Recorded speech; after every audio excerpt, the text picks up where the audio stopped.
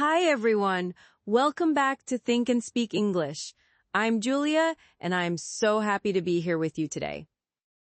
And I'm Adam. This is episode 6, and this is a big moment. We are officially at B2 level now. How does that feel, Julia? Honestly, it feels exciting and a little bit nerve-wracking, but mostly exciting. I agree.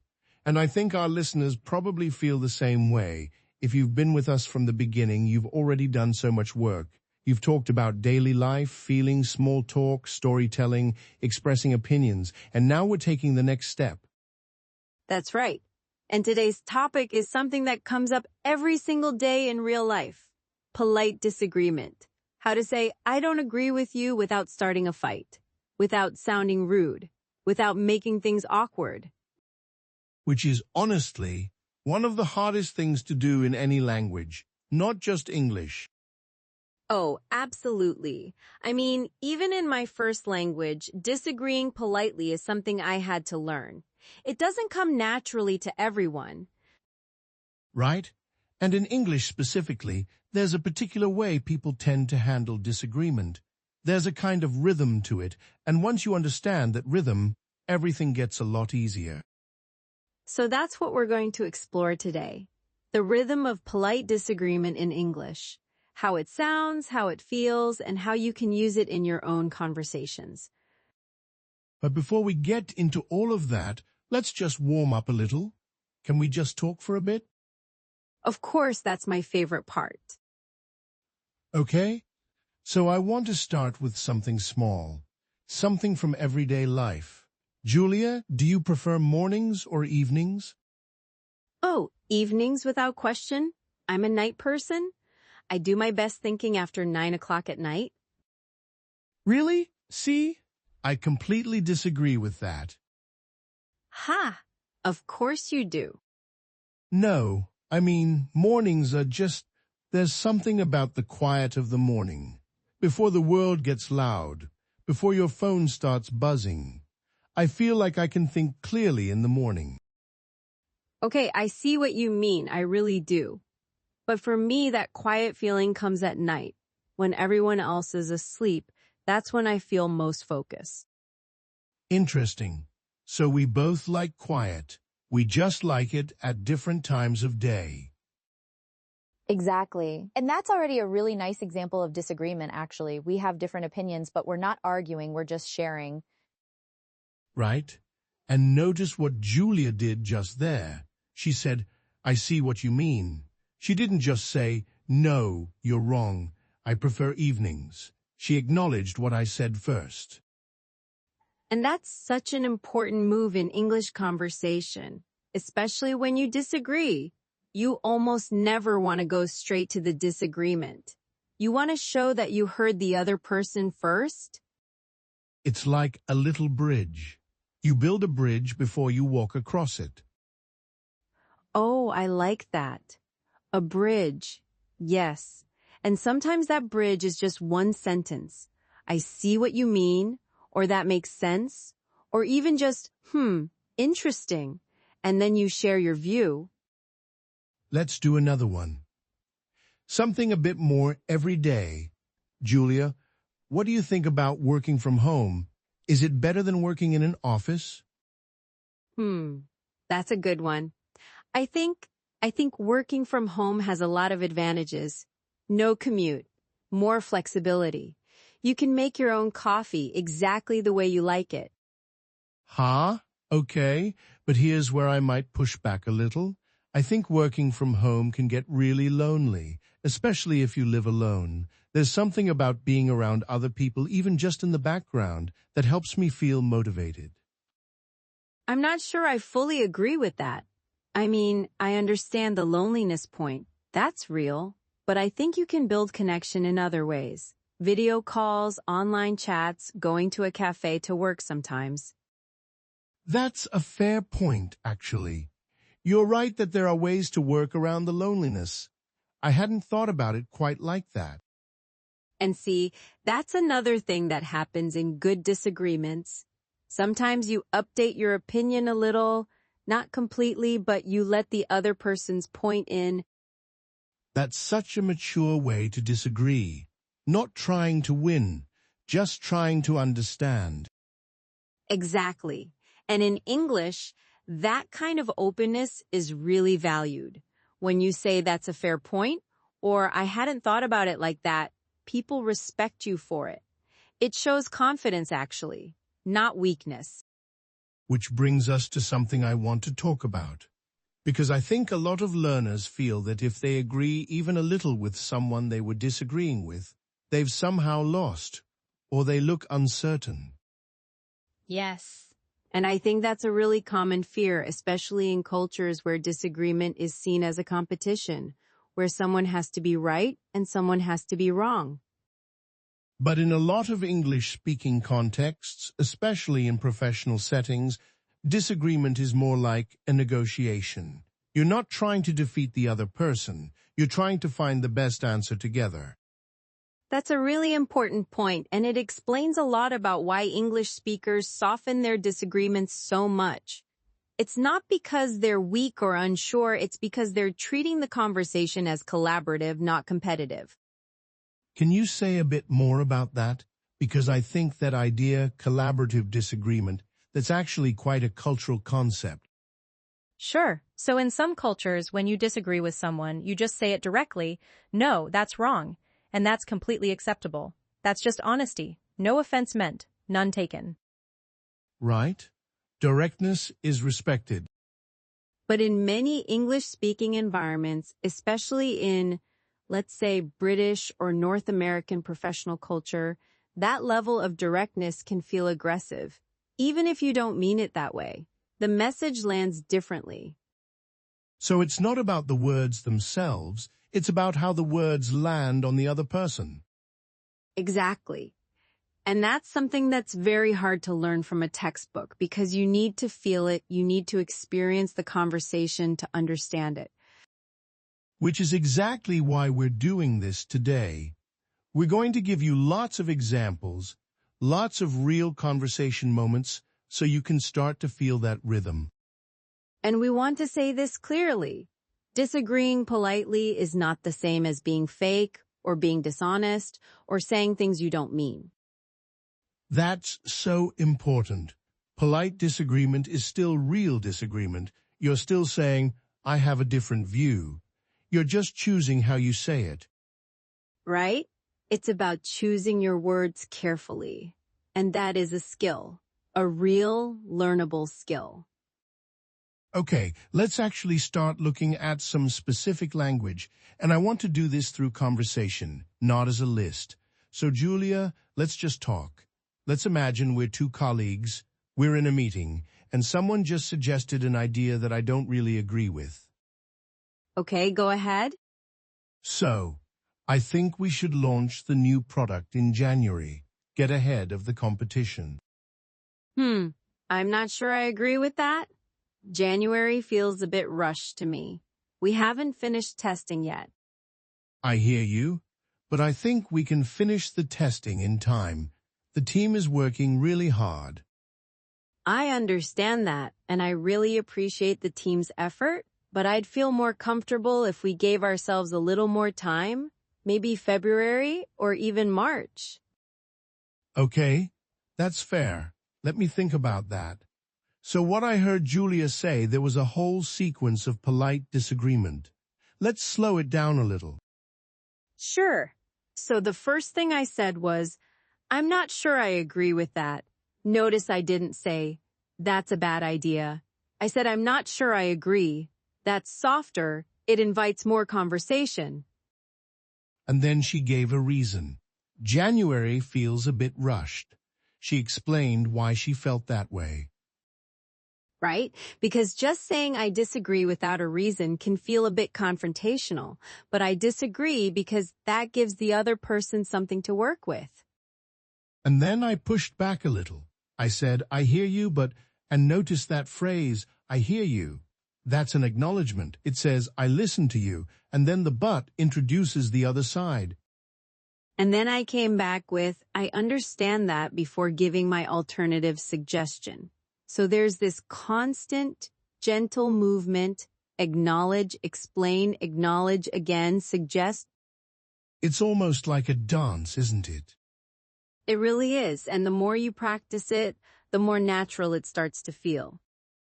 Okay, let's look at a different situation. Something more casual, less professional. Two friends trying to decide what to do on Saturday. Okay, I'll be friend one. We should go to that new Italian place downtown. I've been wanting to try it for weeks.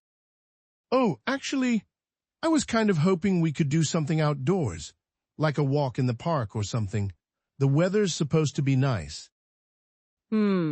I hear what you're saying, but I've really been craving Italian food. Can't we maybe do the walk first and then dinner? Yeah, actually, that could work. A walk and then food. That sounds pretty good. Perfect. So there, the disagreement was small. It wasn't heated, but still they had different preferences. And the way it was handled very gently, very openly, it led to a good compromise. And notice there was no "you're wrong" or "that's a terrible idea," even though they wanted different things. Right? And in real life, most disagreements are actually like that. They're not dramatic. They're just two people wanting slightly different things.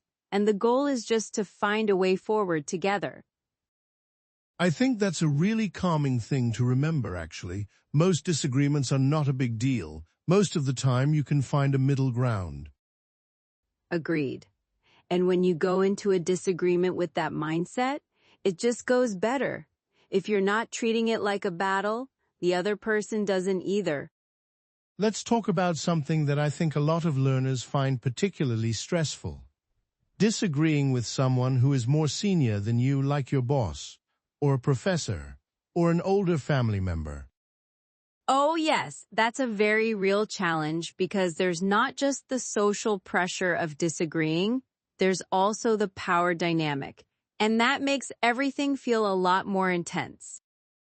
Right? Like, what do you do if your boss suggests something and you think there might be a better way? You don't want to seem like you're being difficult, but you also have a genuine concern. So the language becomes even more careful in those situations. You'd use phrases like, I wonder if we might also consider, or could I just raise one small concern about that? Ooh, I like those. They're so gentle. Could I just raise one small concern? That's almost apologetic. But it's not actually apologizing for your opinion. Exactly. It's just you're framing your disagreement as a small, humble contribution rather than a challenge, and that changes how the other person receives it. And sometimes you can even phrase it as a question, like, do you think there might be a risk that turns your disagreement into curiosity, which is very, very non-threatening? That's brilliant, actually. Turning your disagreement into a question. Do you think there might be a risk that launching in January leaves us not enough time for testing? You're not saying your boss is wrong. You're asking them to think it through with you? And if they're a good boss, they'll appreciate that, because you're bringing value, not just objecting. And even if they say, no, I still think January is fine, you've made your point. You've been heard, and you've done it respectfully. Which is sometimes all you can do, right? You don't always get to change the outcome, but you can make sure your perspective is on the table. That's such an important thing for learners to understand. You can disagree perfectly, politely, clearly, and the other person might still not change their mind. And that's okay. Disagreement is not always about changing minds. Sometimes it's just about being honest. I want to go back to something we mentioned earlier, the idea that in English you often agree before you disagree. Can we explore that a bit more? Yes, absolutely. So what we mean by that is that even when you completely disagree with something, you often start with something positive or neutral, something that shows you're engaging in good faith. So if someone says, I think we should cancel the project, you don't say no, absolutely not, even if that's exactly what you think. Right?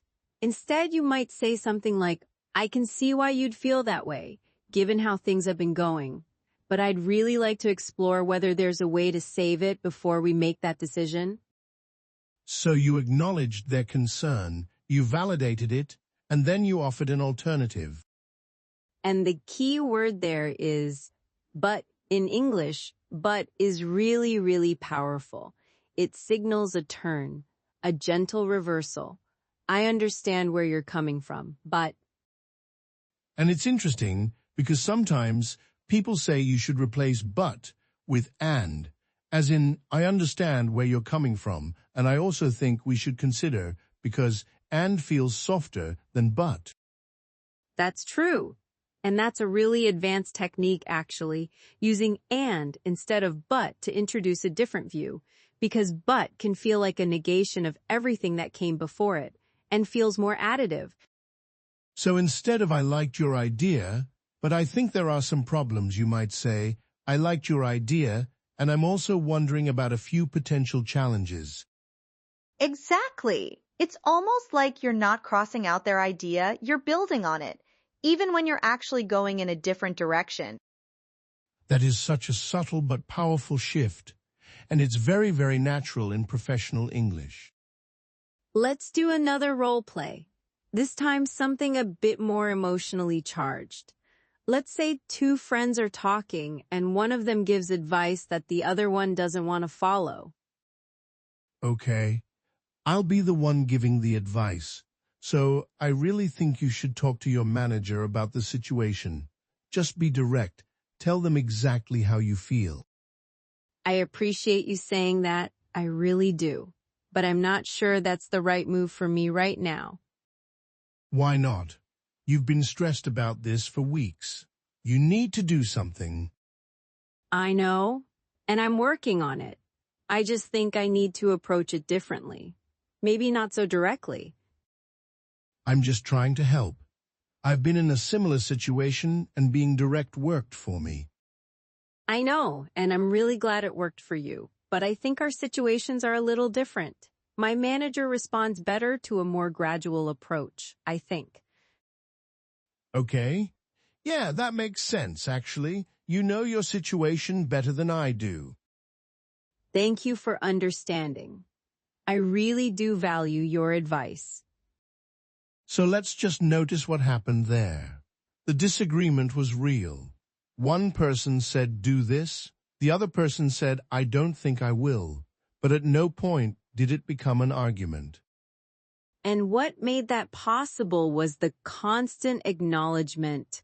I appreciate you saying that. I know you're trying to help. I'm really glad it worked for you. Every time there was a pushback, it was wrapped in appreciation. And on my side, I eventually said, you know your situation better than I do, which is a really generous thing to say in a disagreement. It gives the other person the authority. It says, I trust you. And that's often what someone needs when they're disagreeing with advice. They don't need to be convinced. They need to feel that you trust them to make their own decision. So disagreeing with advice is really about asserting your own judgment without dismissing the other person's care. Well put. And that takes a certain confidence. You have to be secure enough in yourself to say, thank you, but I'm going to do this my way, and do it warmly. Let's switch gears a little. Let's talk about disagreements that happen in more formal settings, like a meeting or a group discussion, where you're not just talking to one friend, there are multiple people listening. Right. And that changes things quite a bit because now your disagreement is kind of public. And you're not just managing one relationship, you're managing the room. Exactly. So the stakes feel higher, and the language has to be even more careful. In a meeting, one really useful phrase is, can I just add something here? Or could I offer a slightly different perspective? Because you're asking permission to introduce your disagreement, which signals respect for the conversation. And then when you introduce your view, you often want to use I language rather than you language. So instead of that plan won't work, you'd say, I'm a little concerned that the plan might face some challenges. Because that won't work is a judgment about the idea, but I'm concerned is an expression of your feelings, and it's much harder for someone to argue with your feelings, That's really clever, and it keeps you from sounding like you're attacking the idea or the person who suggested it. right?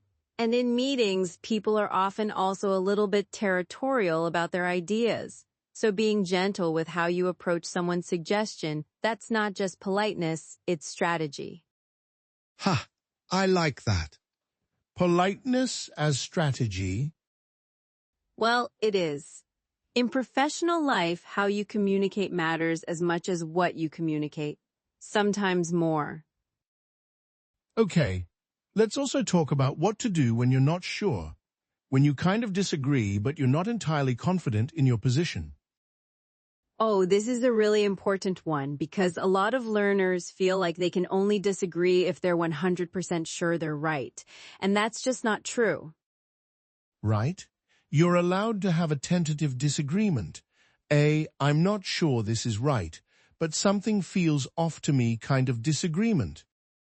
And English actually has great phrases for this. I might be wrong, but correct me if I'm wrong, but I could be missing something, but Those phrases do something really nice. They protect you. If you're wrong, you've already acknowledged you might be, and if you're right, you've still made your point. exactly. They make you seem humble and thoughtful, which in most professional environments is a really good reputation to have. And they invite the other person to clarify. If you say, correct me if I'm wrong, but I thought we decided to go with option A, the other person can either say, actually, we changed that, here's why, or they can say, no, you're right. We did decide that. So it's a very collaborative move. You're not just disagreeing, you're opening a dialogue. I think that's one of the deepest things about polite disagreement, actually. It's not really about disagreeing. It's about keeping the conversation going, keeping the connection alive. That's beautifully put, because the goal of communication is always connection, isn't it? Even in disagreement, especially in disagreement. Let's do one more role play, a longer one this time.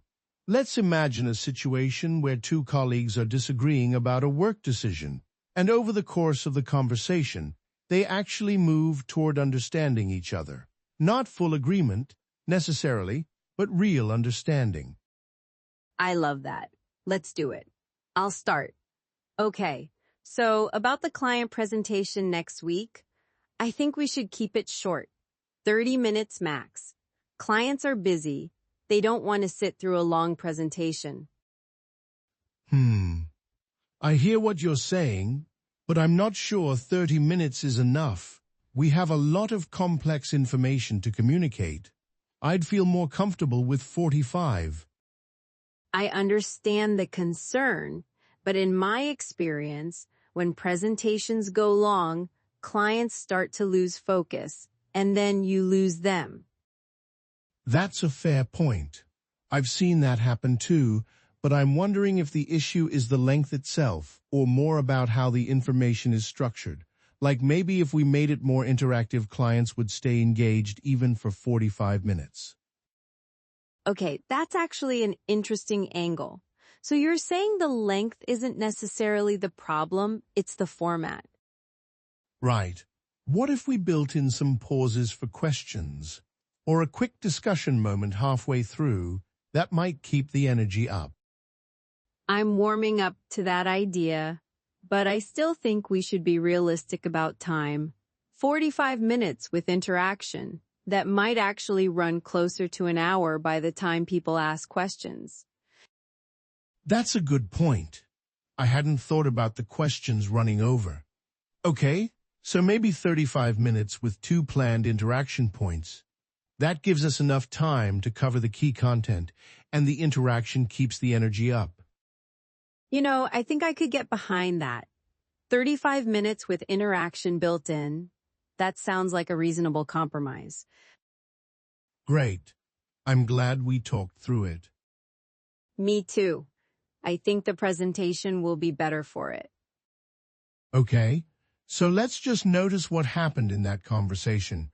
Neither person said, "Fine, you're right, forget my idea." But they moved, they shifted, they listened to each other. And there were several key moments of acknowledgement when I said, "That's a fair point," and "Okay, that's an interesting angle." Those were moments where I let his ideas in. I didn't have to agree completely, but I was willing to engage. And when I said, "That's a good point, I hadn't thought about that," that was me updating, genuinely, not just being polite. His concern about the questions running over was real, and I hadn't considered it. And that's what real conversation looks like, isn't it? Not two people defending fixed positions, but two people thinking together and ending up somewhere neither of them started. I love that. Thinking together. Let's talk a bit about tone, because we've been talking a lot about words and phrases, but tone is actually just as important, maybe more important. Absolutely. You can say, "I see what you mean, but I have a slightly different view," in a warm, curious tone. Or you can say the exact same words in a cold, dismissive tone, and they land completely differently. Right? The words are just the container. The tone is what fills them. And if your tone is warm, even a direct disagreement can feel okay. So, how do you create a warm tone? Especially if you're nervous, because in a language that's not your first language, you might already feel tense, and tension shows in your voice. Such a real observation, and I think the first thing is to slow down. When people are nervous or defensive, they tend to speed up, but slowing down sends a signal to yourself and to the other person that you're calm. And also, it gives you more time to choose your words carefully, which is especially valuable when you're speaking in a second language. Another thing that helps is using the other person's name. Not in every sentence, but occasionally. "I understand what you're saying, Sarah, and I think it creates a personal connection." It says, "I'm talking to you specifically. I'm not just defending my position in the abstract."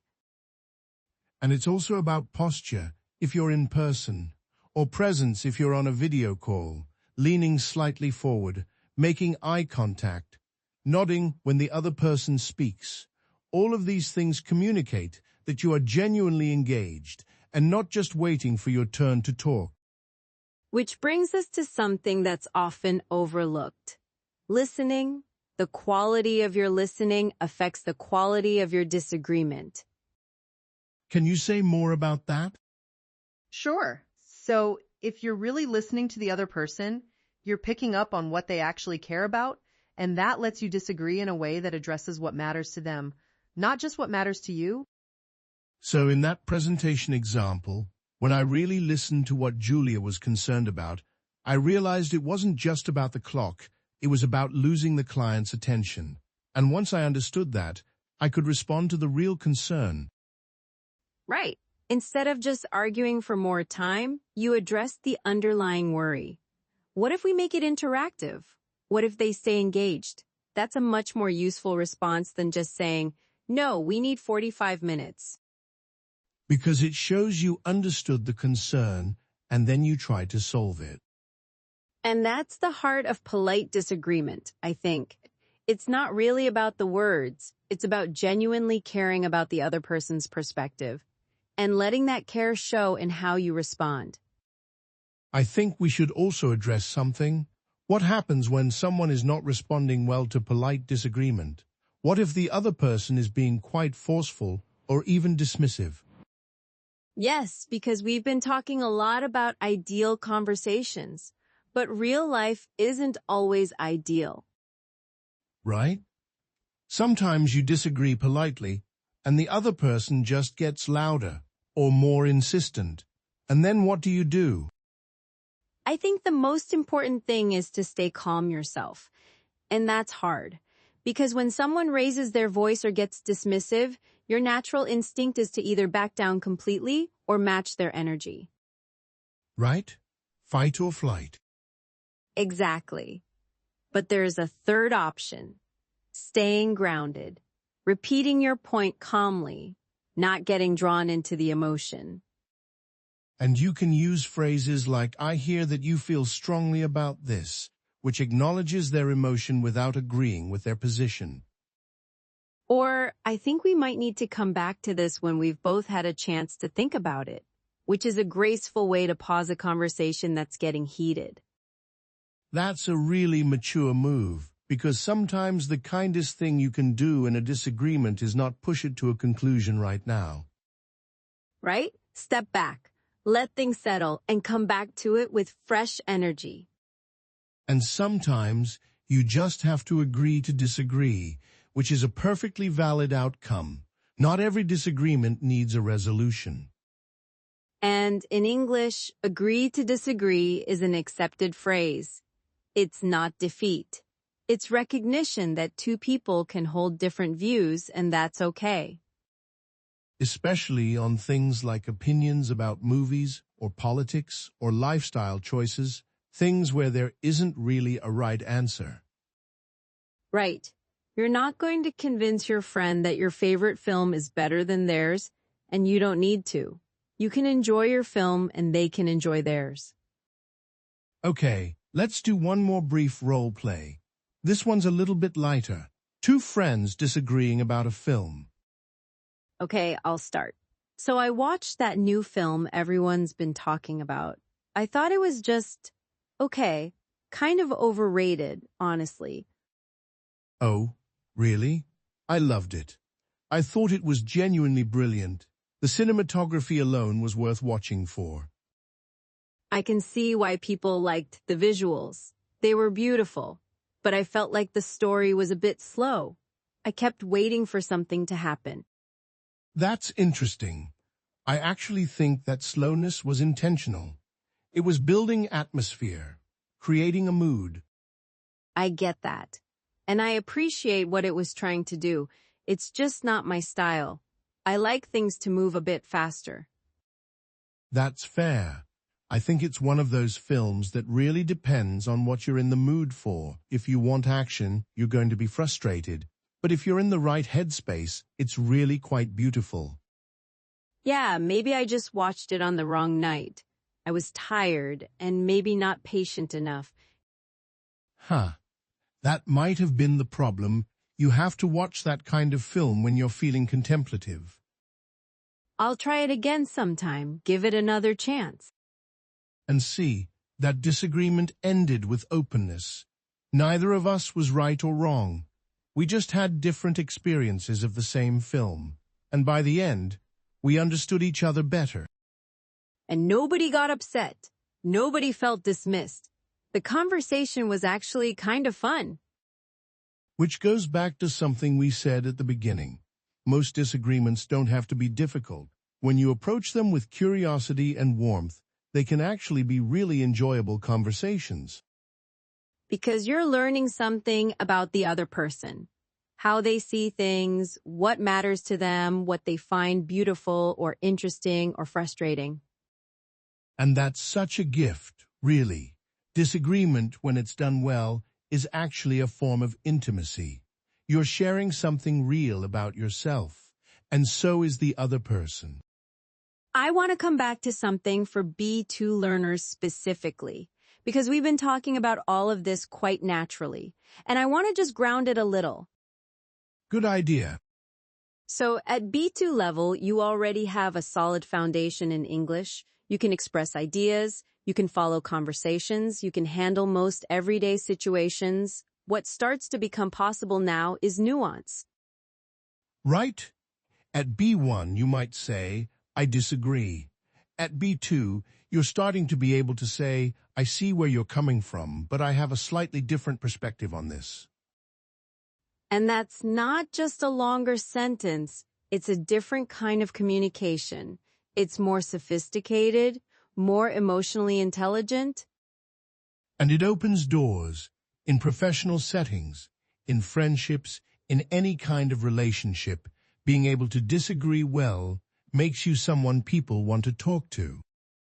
Because people know you'll be honest with them. But they also know you'll be kind about it. And that combination is very rare and very valuable. Let's just spend a moment on some of the key phrases we've used today. Not as a list, but just, let's weave them back in. Julia, can you disagree with me about something? Anything. Sure, I think coffee is better than tea. Okay. Well, I'm not sure I fully agree with that. I think tea has a lot more variety and complexity. I can see where you're coming from. There are so many different teas, but I still think there's something about the ritual of coffee in the morning that's hard to beat. That's a fair point. The ritual is real. I guess for me, I'd argue that tea has just as much ritual. Think of a proper Japanese tea ceremony, or even just making a really good pot of English breakfast tea. Okay, I hadn't thought about it quite that way. Maybe it's not so much about the drink itself as the ritual around it. Exactly. And I think that's something we can both agree on. Ha! Yes, let's agree on that. And see, just in that little exchange, there were so many phrases. I'm not sure I fully agree. I can see where you're coming from. That's a fair point. I'd argue that. I hadn't thought about it quite that way. All natural, all in context. None of them sounded forced or unnatural. And that's the goal. When you practice these phrases enough, they stop being phrases you've learned and just become part of how you speak. And that happens with time, and with practice, and with being brave enough to have real conversations, even when you're not sure exactly what to say. Because making a small mistake in how you phrase a disagreement is not a disaster. People are usually very forgiving, especially if your intention is clearly good. And honestly, the effort people see you making, trying to be kind, trying to be respectful, that matters more than whether you got the exact phrase right. People respond to intention. They really do. Let's start to bring things toward a close, but gently. I want to just take a breath for a moment with our listeners. Yes, let's do that. So if you've been listening to this episode, maybe on your commute or at home or before you fall asleep, I just want to say something to you directly. Disagreeing in a second language is genuinely hard. It requires confidence and vocabulary and emotional intelligence all at the same time. And sometimes, in a second language, you feel like you have less of all of those things because you're working harder just to find the words, and that uses up mental energy that you'd normally use for the nuance. Right? And that's okay, that's normal, and it gets easier. Slowly with time, it gets easier. The fact that you're here listening to this, thinking about how to communicate better, that already shows something important about you. You care about connecting with people, not just talking at them. And that care, that genuine desire to understand and be understood, that's the foundation of every good conversation, in any language. So please don't be too hard on yourself when a disagreement doesn't go perfectly, when you say something that comes out a bit too blunt, or when you stay silent instead of speaking up, because you weren't sure how to say it. Those moments are learning, every single one of them, and they're moving you forward even when they don't feel like it. Just keep practicing, keep having conversations, keep noticing the way people disagree around you, in films, in podcasts, in everyday life, and let it inform how you speak. And remember, your perspective has value. You have things to say that are worth saying. Don't let the fear of disagreement keep you silent. Polite disagreement is not avoiding the truth. It's finding a way to tell the truth that the other person can actually receive. And when you manage that, when you find those words, that's a real achievement, a real moment of connection and communication. All right, everyone. That's episode 6, Polite Disagreement Without Conflict, our very first B2 episode.